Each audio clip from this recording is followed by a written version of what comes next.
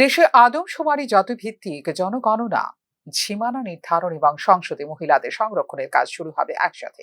এক্ষেত্রে ইতিমধ্যে সিদ্ধান্ত নিয়েছে কেন্দ্রীয় সরকার। সংসদের আগামী বর্ষাকালীন অধিবেশনে এই সম্পর্কিত বিল পেশ করবে কেন্দ্রীয় সরকার। 2026 সাল থেকে শুরু হবে আদমশুমারি এবং জাতভিত্তিক জনগণনা। সীমানা নির্ধারণের কাজও 2026 সাল থেকে শুরু হবে। কারণ 2021 সালের আদমশুমারি যদি সময় মতো পরিচালিত হতো, তাহলে 2031 সালের আদমশুমারির ওপর ভিত্তি করে নির্ধারণ করা হতো সীমানা।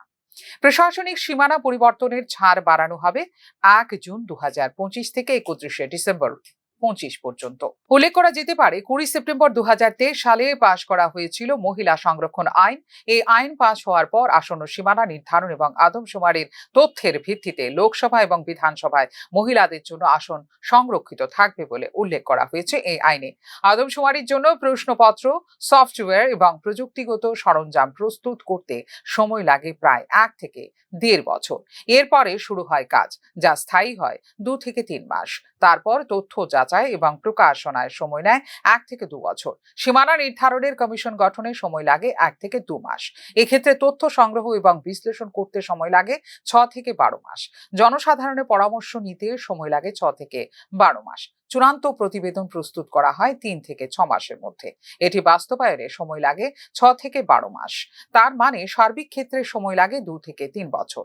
আদমশুমারির জন্য ব্যয় হবে প্রায় 14,000 কোটি টাকা। তার মানে প্রতি ভারতীয়র জন্য গড়ে ব্যয় হবে প্রায় 100 টাকা।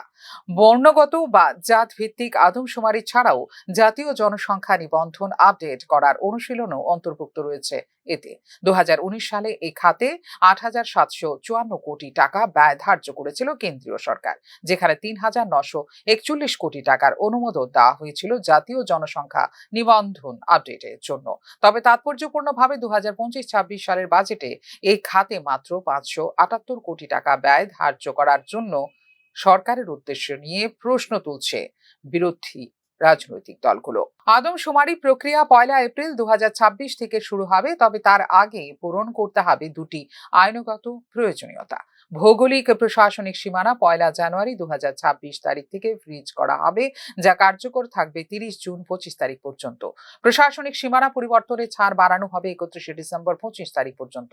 জাত ভিত্তিক জনগণনার জন্য 1948 সালের আদমশুমারি আইনও করতে হবে সংশোধন। মন্ত্রিসভার সিদ্ধান্তের পরপরই এর জন্য একটি সংশোধনী বিল প্রস্তুত করার শুরু হয় প্রক্রিয়া। এই সম্পর্কিত বিলটি বর্ষাকালীন অধিবেশনে পাশ করার পরিকল্পনা নিয়েছে কেন্দ্রীয় সরকার। উল্লেখ করা যেতে পারে, দেশে সর্বশেষ আদমশুমারি অনুষ্ঠিত হয়েছিল 2011 সালে। কোভিড-19 মহামারীর কারণে স্থগিত করা হয়েছিল 2021 সালের আদমশুমারি। শেষ সম্পূর্ণ বর্ণ আদমশুমারি বা জাত ভিত্তিক জনগণনা হয়েছিল ব্রিটিশ শাসনের সময় 1931 সালে।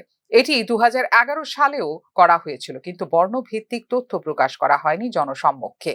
2001 সালের আদমশুমারির উপর ভিত্তি করে সর্বশেষ সীমানা নির্ধারণ করা হয়েছিল 2002 সালে এবং 2008 সাল পর্যন্ত কার্যকর ছিল এই সীমানা নির্ধারণ। ফিউরো রিপোর্ট, নিউজ নাও।